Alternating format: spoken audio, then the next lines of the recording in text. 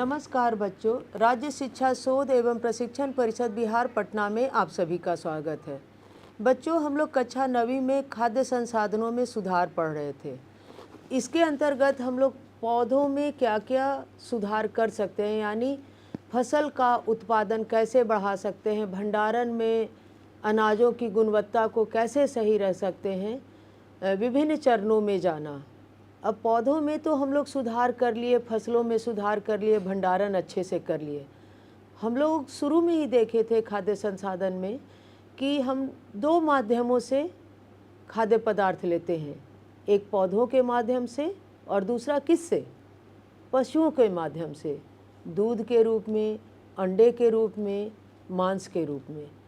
तो अब ज़रूरी है कि इन संसाधनों में, पशु संसाधनों में हम किन किन स्तर पर सुधार कर सकते हैं और ये सुधार क्यों आवश्यक है। तो चलते हैं, देखते हैं कि पशुपालन सबसे पहले किसे कहते हैं। पशुधन के प्रबंधन को पशुपालन कहते हैं। ये पशुओं के भोजन प्रबंधन क्या है? ये पशुओं के भोजन, आवास, नस्ल सुधार तथा रोग नियंत्रण से संबंधित है। जनसंख्या वृद्धि तथा रहन सहन के स्तर में वृद्धि के कारण अंडों, दूध और मांस की खपत भी बढ़ रही है। इसलिए पशुधन उत्पादन बढ़ाने व उसमें सुधार की आवश्यकता है। जैसा कि आप बच्चों चित्र से भी देख रहे हैं कि हम बत्तख, मुर्गी को पालते हैं अंडे और मांस के लिए, गाय भैंस को पालते हैं, बकरी को पालते हैं दुग्ध उत्पादन के लिए। क्योंकि हमारा रहन सहन का स्तर उठ रहा है, यानी हम आर्थिक रूप से मजबूत हो रहे हैं, तो निश्चित है कि इन संसाधनों का, दूध का, अंडे का, मांस का हम उपयोग ज़्यादा कर रहे हैं, यानी हमारी खपत बढ़ रही है। और खपत बढ़ रही है तो निश्चित है उत्पादन हमें बढ़ाना ही होगा। तो उत्पादन के नए नए अवसर हमें तलाशने होंगे, नए नए विचार ढूंढने होंगे कि किस किस स्तर पर जाकर के हम क्या क्या कार्य करें ताकि हर स्तर पे हमारे संसाधन बढ़े, उनका उत्पाद बढ़े, मनुष्य के आवश्यकताओं की पूर्ति हो, साथ साथ उनका स्वास्थ्य भी सुधरे।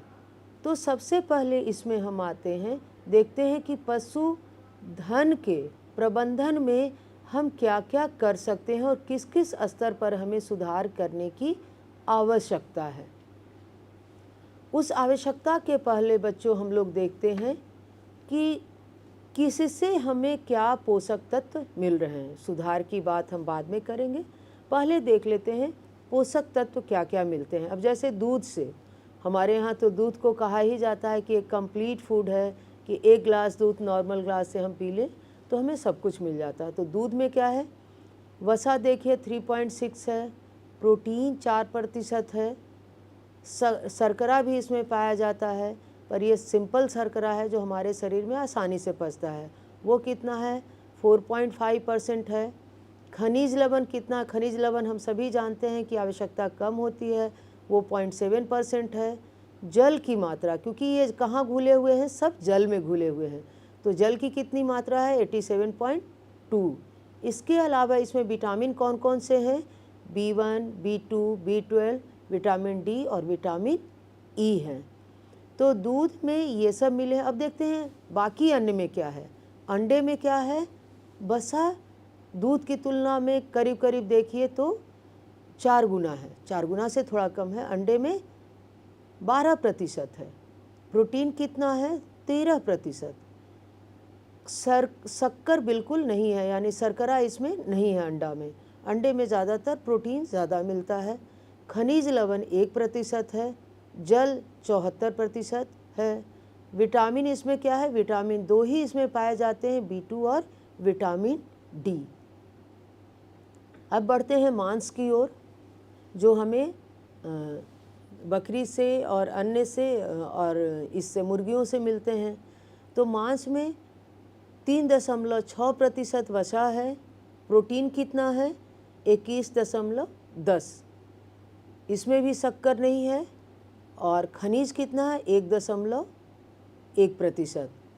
मांस में करीब करीब अंडे के बराबर जल का प्रतिशत 74% है, 74.2।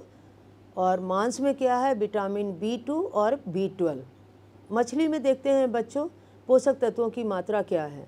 तो मछली में 2.5% वसा है, 19% प्रोटीन है, शक्कर इसमें भी नहीं है, खनिज 1.3 है, जल का प्रतिशत 77.2 है, इसमें एक केमिकल नियासिन है, विटामिन डी और विटामिन ए है। अब बच्चों आपके मन में सवाल उठ रहा होगा कि हम पशुपालन पढ़ रहे हैं तो इसमें हम पोषक तत्व क्यों जान रहे हैं। तो जब हम पशुपालन करेंगे या खा भी तो रहे हैं उसे, पालन तो इसीलिए कर रहे हैं, तो ये भी हमें जानना ज़रूरी है कि किससे हमको क्या मिल रहा है। तो उसी अनुसार से उसके पालन में हम उसकी संख्या बढ़ाएंगे या उसको उत्पादन उस अनुसार से करेंगे। जैसे हमने क्या देखा कि प्रोटीन की मात्रा हमें चाहे अंडा हो, मांस हो, मछली हो, उससे प्रोटीन की ज़्यादा मात्रा हमें मिल रही है। जबकि दूध से हम क्या देख रहे हैं कि दूध से हमें सब कुछ मिल रहा है, कार्बोहाइड्रेट, प्रोटीन, लिपिड जिसे वसा कह रहे हैं, और विटामिन और मिनरल्स भी मिल रहे हैं। लेकिन बाकी तीनों से हमें प्रोटीन की मात्रा ज़्यादा मिल रही है और शर्करा बिल्कुल नहीं है। इसके बाद हमें खनिज और लवण इनसे भी मिल रहे हैं। तो ये पोषक तत्वों की मात्रा है। यानी हम अगर मांसाहारी भोजन करते हैं तो संतुलित आहार कैसे लें, उसमें ये हमारी मदद करेगा। अब उत्पादन को कैसे बढ़ाया जाए, अगले स्लाइड में उसे देखते हैं। तो पशुपालन के बच्चों देखते हैं उद्देश्य क्या है कि क्यों हम करते हैं पशुपालन। तो सबसे पहला है दुग्ध उत्पादन के लिए, जो तस्वीर से भी आपको दिख रहा है।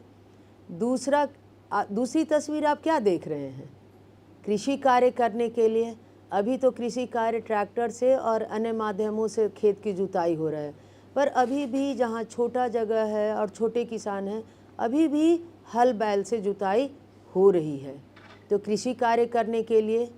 इसके बाद और क्या है, खेत को जोतने के लिए। तो जो कृषि कार्य में, तो कृषि कार्य में सिर्फ खेत जोतना ही नहीं आता है बच्चों, उसमें खेतों को बराबर करने के लिए भी हम इस्तेमाल करते हैं। खेतों से कटे हुए अनाज को लाने में भी इस्तेमाल करते हैं। यानी कृषि में कई रूप में हम इस्तेमाल करते हैं, इसीलिए जोतने और कृषि कार्य दो अलग अलग दे दिया गया है। ऐसे ये दोनों एक के अंतर्गत भी आ सकते हैं। इसके अलावा पशुपालन का और उपयोग, पशुओं का उपयोग हम कहाँ करते हैं, तो यातायात के लिए करते हैं। बच्चे ये जो देख रहे हैं घोड़ा गाड़ी, जिसे बोलचाल की भाषा में हम लोग टमटम कहते हैं या इक्का गाड़ी कहते हैं, चढ़े हैं आप इस पे। ग्रामीण क्षेत्रों में आप जाइएगा जहाँ अभी भी सड़कों की व्यवस्था नहीं है, या रहते हुए जहाँ ई रिक्शा और ऑटो है, वहाँ भी अभी भी बहुत जगह ये इस्तेमाल होता है टमटम, और लोग इसको यातायात का साधन हम बनाए हुए हैं। साथ साथ बैलगाड़ी भी ग्रामीण क्षेत्रों में महिलाएं उस पर चादर ढक करके रखा जाता था और महिलाएं उस पर बैठ के, तो बैलगाड़ी सिर्फ अनाजों को ढोने के काम में ही नहीं, मनुष्यों के एक जगह से दूसरे जगह जाने के रूप में भी काम में लाया जाता है। यानी ये 4 चीज़ों के लिए हम करते हैं, दुग्ध उत्पादन के लिए, कृषि कार्य के लिए, खेत को जोतने के लिए, यातायात में प्रयोग हेतु, और मांस के लिए भी करते हैं पशुपालन बच्चों हम। तो ये मुख्य उद्देश्य हैं पशुपालन के। तो इन उद्देश्यों के लिए हम पशुपालन करते हैं। अब जिसको जैसे यातायात के लिए करते हैं, तो वहाँ क्या चाहिए हमें, पशु हृष्ट-पुष्ट चाहिए, ताकि वो ज़्यादा से ज़्यादा बोझ ढो सके, यानी उसके मसल स्ट्रॉन्ग होने चाहिए। लेकिन जहाँ दुग्ध उत्पादन की बात आएगी तो क्या है, वहाँ कैसे उसका दूध का उत्पादन का रेशियो बढ़े, वो ज़्यादा से ज़्यादा प्रतिदिन दूध दे, वहाँ उसके उस उत्पादन के लिए हमें कार्य करना होगा। तो कार्य के अनुसार, किस कार्य के लिए हम उपयोग कर रहे हैं, उसके अनुसार उसके उत्पादन में या उस पशुधन में हमें बदलाव लाने होंगे, ताकि उस कार्य में हमें ज़्यादा से ज़्यादा फ़ायदा मिले। तो अब ये फ़ायदा मिलने के लिए हम क्या क्या कार्य करेंगे, अगले स्लाइड में देखते हैं। बच्चों, जैसा हम लोगों ने देखा कि सबसे पहला हम लोग पशुपालन करते हैं दुग्ध उत्पादन के लिए। तो इस दुग्ध उत्पादन में किस किस तरह के पशुओं का हम लोग इस्तेमाल करते हैं, अगले एक स्लाइड में उसको देखते हैं। जैसे गाय हम सबसे ज़्यादा पालते हैं। गाय का जानते हैं आप लोग बायोलॉजिकल नेम क्या है बच्चों? बॉस इंडिकस, नाम ही से बॉस है वो। तो गाय का अब यहाँ आप लोगों को मैं एक बात बताना चाहूँगी कि ज़्यादातर एक तो गाय के दूध में वसा कम होता है, दूसरा गाय के पालन में क्या है कि गाय को गर्मी कम लगती है। इसके आप देखते होंगे गाय उजली होती है, चितकबरी होती है, भूरी होती है। तो गाय को प्रतिदिन नहाना ज़रूरी नहीं है, इसका रख रखाव थोड़ा आसान है। तो इसलिए गाय का पालन पोषण शहरी क्षेत्रों और ग्रामीण क्षेत्रों में ज़्यादा होता है। दूसरा किससे हमें दूध ज़्यादा मिलता है, वो है भैंस से। और भैंस का तो एक ही रंग होता है, काली होती है भैंस। तो काला होने से भैंस को प्रतिदिन नहलाना पड़ता है। मतलब आप खुद नहाएं या ना नहाएं, भैंस को नहाना ज़रूरी होता है। तो इसीलिए ग्रामीण क्षेत्रों में आपको भैंस मिल जाएंगे, पर शहरी क्षेत्रों में ज़्यादातर पशुपालन होता है, वहाँ आपको देखने को कम मिलेंगे। भैंस का बायोलॉजिकल नेम क्या है? बुबेलस बुबेलिस। बच्चों, दोनों का आपको बायोलॉजिकल नेम याद रखना होगा। 1 मार्क्स के क्वेश्चन में अक्सर ये पूछे जाते हैं कि गाय का बायोलॉजिकल नेम क्या है, भैंस का बायोलॉजिकल नेम क्या है। अब आगे के स्लाइड में देखते हैं। दूध देने वाले, दूध कौन देती है, चाहे भैंस की बात हो या गाय की बात हो। तो इसमें जो मादा जानवर है वही दूध देते हैं। जो मादा पशु हैं, जैसे मादा भैंस होगी वो दूध देगी, मादा गाय होगी वही दूध देगी। और इसके जो नर पशु हैं, जिसको कि गाय में हम उसको बैल कहते हैं, या भैंस के केस में नर पशु को भैंसा कहते हैं बोलचाल, आम बोलचाल की भाषा में। तो ये दोनों मैकेनिकल वर्क करते हैं, यानी खेतों में, यातायात में जो विभिन्न अन्य पहलू जो हम लोग देखे थे, क्यों हम लोग पशुओं को पालते हैं, इनका उपयोग वहाँ होता है। आगे बढ़ते हैं। हल चलाने वाले जानवर अभी मैंने बताया था कि वो नर होते हैं। ये जानवर जो दूध नहीं देते वो कृषि कार्य में करते हैं। ऐसा नहीं कि जो गाय दूध नहीं देगी उससे कृषि कार्य करवाएंगे। कारण है कि गाय बायोलॉजिकली उतनी जो मादा होती है उतनी स्ट्रांग भी नहीं होती है कि हम उससे ले सकते हैं। बैल जो नर पशु होते हैं वही हल चलाने में, यातायात में इस्तेमाल होते हैं। तो वो कृषि कार्य में काम करते हैं, सिंचाई में कार्य करते हैं। बहुत जगह रेहड़ से भी तो सिंचाई होती है, तो उसमें भी पशुओं का उपयोग होता है। तो और बोझा ढोने में बैलगाड़ी पर बोझा को रखा जाता है, सिंगल बैल के ऊपर भी रखा जाता है, चाहे बैलगाड़ी पे भी दूर दूर के खेतों से किसान इस तरीके से बोझा लाने में अपना उपयोग करते हैं। अब आगे देखते हैं। बच्चों, अभी हमने देखा कि मादा जो पशु होते हैं वो दूध देते हैं। अब दूध में एक शब्द आता है दुग्ध श्रवण काल। ये दुग्ध श्रवण काल किसको कहते हैं? जब भी आप देखते होंगे अपने आसपास, या नहीं देखे हैं तो देखिए ज़रूर, या ग्वाला जो आपके घर में दूध देने आता है उससे आप सवाल ज़रूर कीजिए कि मादा गाय जब अपने बच्चों को जन्म देती है उसके बाद वो दूध देना शुरू करती है, और कुछ समय के बाद वो दूध देना बंद करती है जब फिर से वो गर्भधारण करती है। तो जन्म से लेकर के अगले गर्भधारण के बीच के समय को दुग्ध उत्पादन होता है, और इसे ही दुग्ध श्रवण काल कहते हैं। यानी जब वो मादा पशु, मादा भैंस या मादा गाय बच्चे को जन्म देती है, और जब तक कि वो गर्भधारण दूसरा ना करे उसके बीच तक वो दूध देती है, और इसे ही दूध श्रवण काल कहते हैं। दूध श्रवण काल की कभी कभी परिभाषा भी लिखनी आती है, तो हम समझते हैं कि आप समझ गए होंगे कि दूध श्रवण काल किसे कहते हैं। यानी बच्चे के जन्म और दूसरे गर्भधारण के बीच में जो वो दूध देती है उसे ही दुग्ध श्रवण काल कहते हैं। आगे बढ़ते हैं। दुग्ध श्रवण काल को बढ़ाने से बढ़ सकता है, यानी दुग्ध श्रवण काल को हम बढ़ा सकते हैं, और बढ़ाने से क्या होगा? हमें दुग्ध का उस पशु से उत्पादन ज़्यादा से ज़्यादा मिलेगा।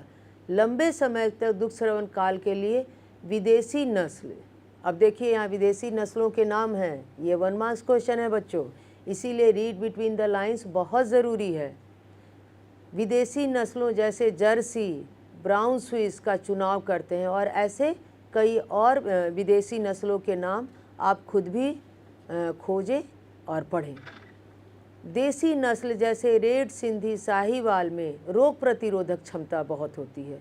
देखिए हमारे देसी नस्ल की जो गायें हैं वो दूध कम देती हैं, पर उनमें रोग प्रतिरोधक क्षमता कम होती है।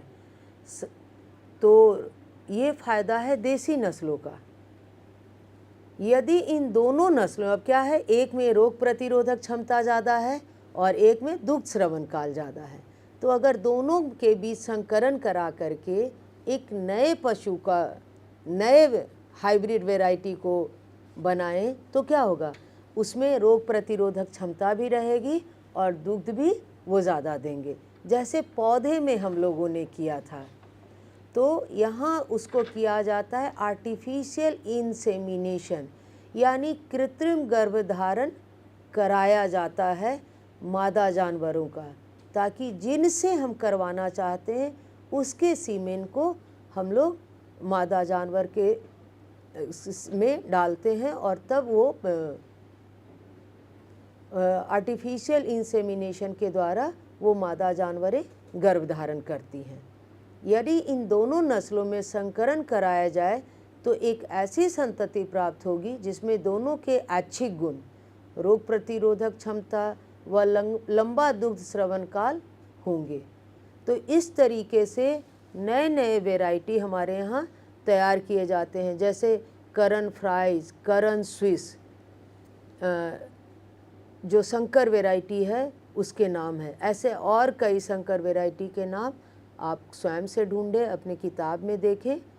अब आते हैं बच्चों की ये दुग्ध स्रवण काल कैसे बढ़े और दुग्ध ज़्यादा से ज़्यादा बचे। श्रवण काल तो हम संकरण से बढ़ा लिए, पर वो दूध ज़्यादा से ज़्यादा जितने दिन दे रहे हैं दुग्ध स्रवण काल में, वो ज़्यादा से ज़्यादा दूध कैसे दें, और पशुपालन में किन किन बातों का ध्यान रखना होगा हमें ताकि वो बीमार न पड़े। अगर बीमार पड़ जाएंगे तो दूध नहीं देंगे। चलिए देखते हैं। पशुओं की सुरक्षा के लिए हवादार तथा छायादार स्थान होना चाहिए। आप देखते होंगे कि गायें ज़्यादातर शेड में रहती है। शेड में रहने से क्या है कि ऊपर से धूप भी नहीं आ रहा है, साथ साथ हवा आ जा रहा है। दूसरा क्या करना चाहिए, पशुओं की चमड़ी की लगातार कंघी और ब्रशिंग होनी चाहिए। इसीलिए पशुओं को बीच बीच में नहलाया जाता है ताकि उनके शरीर में जो चमड़े के रोग हों वो ना हों। उनका आवास छतदार तथा रोशन युक्त होना चाहिए। अगर जैसे हम बंद टाइप का बना रहे हैं तो ऊपर से हवा आने जाने की सुविधा हो और छत अगर है तो। साथ साथ जहाँ वो खड़े रहते हैं उनका जो फर्श है वो ढलान वाले हों, थोड़े ढलान वाले हों, ताकि इससे फ़ायदा क्या होगा कि ढलान रहने से वो मूत्र का जो त्याग करेंगे या जब सफाई होगी तो पानी रुकेगा नहीं, मूत्र बह कर के किनारे इकट्ठा होकर के किनारे जमा हो जाएगा और उनके रहने का स्थान सूखा और साफ रहेगा। तो सफाई में इन छोटी छोटी बातों का हमें ध्यान रखना होगा ताकि उन्हें कोई बीमारी ना हो। जैसे मनुष्यों के लिए, मनुष्य अपने लिए रखते हैं, वैसे ही पशुओं के लिए भी ज़रूरी है साफ़ सफाई का। अब आगे देखते हैं साफ़ सफाई के बाद बच्चों क्या ध्यान देना होगा। दूसरा चरण है पशुओं के देखभाल में भोजन का, कि भोजन में उन किस तरह का भोजन। हमारी तरह तो दाल चावल तो वो खाते नहीं हैं, वो क्या खाते हैं, हम लोग सभी देखते हैं, भूसा खाते हैं, पुआल खाते हैं। तो सबसे पहले मुख्य रूप उनका जो मुख्य भोजन है वो रेशा है, फाइबर है, जो स्टेपल फूड जिसको कहते हैं, मुख्य भोजन। लेकिन साथ साथ उसको और क्या चाहिए, दूध के लिए उन्हें और ज़्यादा दूध दे सके तो गाढ़ा प्रोटीन चाहिए, जिसको हम लोग खल्ली दाना भी कहते हैं बोलचाल में। हम लोग की देखते हैं कंसंट्रेट कहते हैं जिसे, कि लोग अपने गांव में बहुत सारे अनाजों को मिक्स करके खुद से पिसवा के भी रखते हैं, जैसे दाल को, गेहूं को, मकई को, सबको मिक्स करके पिसवा करके और इस तरह से गाढ़ा प्रोटीन कंसंट्रेट तैयार करके लोग रखते हैं। अब बाज़ारों में बहुत सारे ऐसे कंसंट्रेटेड प्रोटीन प्रोडक्ट आ गए हैं, तो हमारे किसान भाई वो भी रखते हैं जो पशुपालन करते हैं। अब साथ साथ दूध की मात्रा बढ़ाने के लिए खाने में विटामिन तथा खनिज होने चाहिए। बच्चों, जब गाय या भैंसें बच्चों को जन्म देती है और उनके दूध को बढ़ाने के लिए आप गाँवों में देखे होंगे तो बेसन और गुड़ घोल करके उन्हें पिलाया जाता है। तो बेसन क्या है? दाल का बना रहता, प्रोटीन है। गुड़ से उन्हें एनर्जी और बहुत सारे विटामिन्स और मिनरल्स मिलते हैं। तो कॉमनली आसानी से उपलब्ध होता है हमारे किसानों के पास, क्योंकि ये उपज भी करते हैं। तो इसको घोल करके उन्हें पिलाया जाता है ताकि उनका दूध जैसे ही वो बच्चे जन्म देते हैं तो उन्हें बढ़े। और ऐसे खाना उन्हें, और ये एक ही बार नहीं, उन्हें कई बार दिन भर में पिलाया जाता है। तो जब ऐसे भोज्य पदार्थ उन्हें दिए जाएंगे भूसे के साथ मिला करके, तो उनका स्वास्थ्य तो अच्छा होगा ही, साथ साथ दूध का उत्पादन भी प्रतिदिन बढ़ेगा। आगे देखते हैं भोजन के बाद और किस चीज़ क्या देखभाल में ज़रूरी है। तीसरा है बीमारी से बचाव। जैसे हम उनके आवास स्थल को साफ सुथरा रखें, हवादार रखें, तो कम बीमारियां होंगी। लेकिन ऐसी बहुत सारी बीमारियां हैं जिससे पशुओं की मृत्यु हो सकती है, और या तो वो बीमार पड़ सकते हैं। तो बीमार पड़ेंगे तो क्या होगा? तो उनका दूध उत्पादन प्रभावित हो सकता है। एक स्वस्थ पशु नियमित रूप से खाता है और ठीक ढंग से बैठता व उठता है, तभी वो बेहतर दूध देगा। आप जो पशुओं का जो पालन करते हैं बच्चों, आप उनके पास जाइए और उनसे पूछिए कि बरसात में अगर गाय उनकी भीग जाती है तो क्या उनके दूध के उत्पादन में फर्क आता है, प्रभाव पड़ता है। तो कब कब उनकी गाय या भैंसें दूध कम देती है, ये जानकारी इकट्ठा कीजिए। किस किस कंडीशन में, भीगने पर क्या परिवर्तन होता है, बीमार पड़ने पे क्या परिवर्तन है, कौन सी बीमारी में। तो एक पूरा का पूरा आप चार्ट तैयार कर सकते हैं, एक तालिका तैयार कर सकते हैं, जिससे पता चलेगा कि कब कब गायें या भैंसें दूध कम देती है। अब देखिए, पशु के बाह्य परजीवी तथा अंतः परजीवी दोनों होते हैं। यानी पशुओं के चमड़े के ऊपर जो परजीवी होते हैं उसे बाह्य परजीवी कहते हैं, और जो शरीर के अंदर है उसे अंतः परजीवी। सिंपल सी बात है। तो बाह्य परजीवी क्या करते हैं? बाह्य परजीवी द्वारा त्वचा रोग हो सकते हैं। बच्चों, अगर ध्यान से आप लोगों ने गाय और भैंसों को देखा होगा तो उनके शरीर पर कौवे बैठते हैं।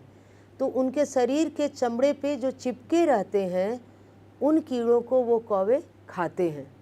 तो कौवे का पेट भरता है और गायों को उससे सुरक्षा मिलती है। यानी कहीं न कहीं उनके चमड़े पर जब ये ज़्यादा और रोग हो जाता है तो उसे हटाना मुश्किल हो जाता है। इसीलिए शुरू में ही साफ़ सफाई में कहा गया है कि बीच बीच में कंघी उनको करते रहना चाहिए, ताकि ऐसे त्वचा रोग उन्हें न हो।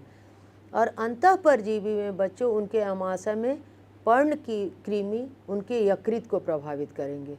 तो जब कृमि होगा तो जो वो खाएंगे वो सब, क्योंकि वो पैरासाइट है, परजीवी है, तो सारा भोजन अवशोषण के बाद वही ग्रहण कर लेगा। तो गाय या भैंस को मिलेगा ही नहीं, तो दूध कैसे वो ज़्यादा देगा? वो बीमार रहने लगेगा। तो ऐसे से बचाव करना होगा। ये तो हो गए बाह्य और अंतः परजीवी। इसके अलावा और किससे उन्हें रोग होता है? संक्रामक रोग बैक्टीरिया तथा वायरस के कारण भी होते हैं। कम्युनिकेबल डिजीज़ आप सभी जानते हैं कि माइक्रो ऑर्गेनिज्म के द्वारा होता है। तो उस माइक्रो ऑर्गेनिज्म में बैक्टीरिया है आपका, दूसरा वायरस है। तो इनके द्वारा भी बहुत सारे, जिसको खुरा रोग लोग बोलते हैं, ये सब होते हैं। तो रोगों से कैसे बचाया जा सकता है? हम सभी जानते हैं कि रोगों से बचने का कारण एक ही है कि जैसे हमें टीके लगते हैं विभिन्न तरह के, वैसे ही पशुओं को भी ऐसे टीके लगने चाहिए ताकि उनमें कम से कम रोग हो और वो स्वस्थ रहें। स्वस्थ रहेंगे तो ज़्यादा से ज़्यादा दूध का उत्पादन देंगे। तो हम क्या क्या किए पशुओं की देखभाल में? उनके घर को अच्छा रखे, इसके बाद क्या किए? बीमारियों से बचाए, और क्या किए? एक चीज़ और था, आप बताइए सोच करके। तो 3 तरीके से हम बचाव कर सकते हैं, उनके घर को अच्छा रख के, उनको अच्छा खाना दे करके, और तीसरा उनको बीमारियों से बचा करके। जैसे हम अपने घर में खुद का या अपने घर के लोगों की देखभाल करते हैं, घर साफ़ सुथरा रखते हैं तो बीमारियां कम होती हैं। फिर भोजन अच्छा रखते हैं तो डेफिशिएंसी डिजीज़ नहीं होते हैं। और फिर बीमारियों के लिए वैक्सीनेशन लेते हैं हम, बच्चों का बचपन में देते हैं, और जो बड़ों को भी समय समय पर लेना पड़ता है तो हम लेते हैं स्वस्थ रहने के लिए। तो जो खुद के लिए करते हैं वैसे ही पशुओं की भी देखभाल में हमें करना चाहिए। बच्चों, पशुपालन में किन किन बातों का ध्यान रखना चाहिए, कैसे हम पशुपालन बेहतर तरीके से कर सकते हैं? तो चलिए कुछ प्रश्नों को देखते हैं कि आपकी कितनी समझ विकसित हुई पशुपालन के संदर्भ में। पहला सवाल है, किसान सिर्फ खेती करके ही जीविकोपार्जन क्यों नहीं करता? खेती पालन तो वो कर रहा था, उसके से भी उसकी आमदनी हो रही थी और अपना पेट भी भर रहा था, वह पशुपालन भी क्यों करता है? तो क्या क्या कारण हो सकते हैं, खेती और पशुपालन वो दोनों क्यों कर रहा है? आप सोचिए। चलिए हम इसके कुछ उत्तर के पॉइंट देते हैं। खेती के साथ साथ पशुपालन से अतिरिक्त आय होती है, यानी किसी एक में नुकसान होगा किसान का तो दूसरे से फ़ायदा है। पहला ये है। और क्या फ़ायदा हो सकता है? दूध, अंडा, मांस, ऊन, चमड़ा जैसे उत्पाद मिलते हैं। हमें ज़्यादा से ज़्यादा अपनी आवश्यकताओं के लिए ज़्यादा से ज़्यादा उत्पाद मिलते हैं। तीसरा, खेत के लिए गोबर खाद और बैल की श्रम शक्ति उपलब्ध होती है। देखिए बच्चों, यहाँ इसमें तीसरा पॉइंट है वो काफ़ी महत्वपूर्ण है कि खेत तो घटते जा रहे हैं, तो किसान खेती और पशुपालन दोनों साथ करेंगे तो दोनों से उत्पादन तो मिलेगा ही, साथ साथ दोनों का अवशेष या वेस्ट प्रोडक्ट जो कहते हैं एक दूसरे के लिए इस्तेमाल किए जा सकते हैं। जैसे खेती के अवशेष, पुआल, भूसा गाय या भैंसों या बैल के खाने में उपयोग होगा, चारे के रूप में। अभी हम लोग भोजन पढ़े हैं उसका, तो वहाँ उपयोग, और साथ साथ उनका कंसंट्रेट प्रोटीन भी उससे मिलेगा। यानी पशुपालन में खेतों के उत्पाद उसके खाने के रूप में इस्तेमाल होगा, और पशुओं के जो बाई प्रोडक्ट हैं, गोबर है, मल मूत्र है, इवन मूत्र से भी हम खाद तैयार कर सकते हैं। गाय के मूत्र से, गोबर से नेचुरल खाद तैयार किया जा सकता है, नेचुरल खाद। तो दोनों के वेस्ट एक दूसरे के लिए बेस्ट हैं, तो कहीं हमें इसे फेंकने की भी ज़रूरत नहीं पड़ेगी, न जलाने की ज़रूरत पड़ेगी। तो अगर हमारे किसान दोनों एक साथ करेंगे तो कम खेत में भी उनकी आमदनी ज़्यादा होगी। अब दूसरे सवाल को देखते हैं। दुग्ध उत्पादन बढ़ाने के लिए किसान क्या क्या कर सकते हैं? अभी हम लोग पढ़े थे इसके बारे में। तो पहला क्या है? उन्नत नस्ल की गाय और भैंस पाल सकते हैं। दूसरा है संतुलित आहार और पर्याप्त पानी दे सकते हैं। संतुलित आहार, साथ साथ पानी का एक मेजर रोल है बच्चों, तो पानी भी उन्हें देना, क्योंकि जब तक पानी नहीं देंगे तो डाइजेशन नहीं होगा। तीसरा, नियमित स्वास्थ्य जांच और टीकाकरण करा सकते हैं। तो 3 तरीके, ऐसे और तरीके जैसे साफ़ सफाई का ध्यान रख सकते हैं, चौथा भी पॉइंट आप दे सकते हैं। तो कितने मार्क्स का क्वेश्चन है, इस पर बच्चों आप ध्यान दीजिएगा। अगर 1 नंबर का है तो हम 2 पॉइंट लिखेंगे, 2 नंबर का है तो 4 पॉइंट लिखेंगे। यानी हम अपने प्रश्नों के जवाब, कितने नंबर के प्रश्न हैं उसके अनुसार हम अपने उत्तर को लिखेंगे। तो हम ज़्यादा से ज़्यादा पॉइंट्स याद करेंगे ताकि पॉइंट्स को हम घटा और बढ़ा सकें। तो बच्चों, आप 2 सवाल तो मैंने आपके सॉल्व किए, कुछ ऐसे सवाल आप स्वयं से तैयार करिए जो इंक्वायरी बेस्ड हो, एक्सपेरिमेंट बेस्ड हो, और ऐसे सवालों के जवाब तैयार कीजिए। कुछ सवाल आप प्रोजेक्ट बेस्ड भी तैयार कीजिए। जैसे प्रोजेक्ट बेस्ड में आप सवाल गायों पशुपालकों के पास जाइए, पता करिए वो पशुपालन में क्या क्या करते हैं, क्या क्या क्या क्या खाना लाते हैं तो कहाँ से लाते हैं, अगर ब्रांड है तो कौन सा ब्रांड है, क्या ब्रांड टू ब्रांड में उत्पादन में फ़र्क पड़ता है। तो ऐसे बहुत सारे पहले सवाल इकट्ठा करिए, ऐसे पशुपालकों के पास जाइए और एक बढ़िया प्रोजेक्ट वर्क कर सकते हैं। इससे आपका क्रिएटिव लर्निंग बेहतर होगा। बच्चों, ऐसे सवाल तैयार कीजिए, काम करिए और मिलते हैं अगली कक्षा में एक अगले चैप्टर के साथ। तब तक के लिए धन्यवाद।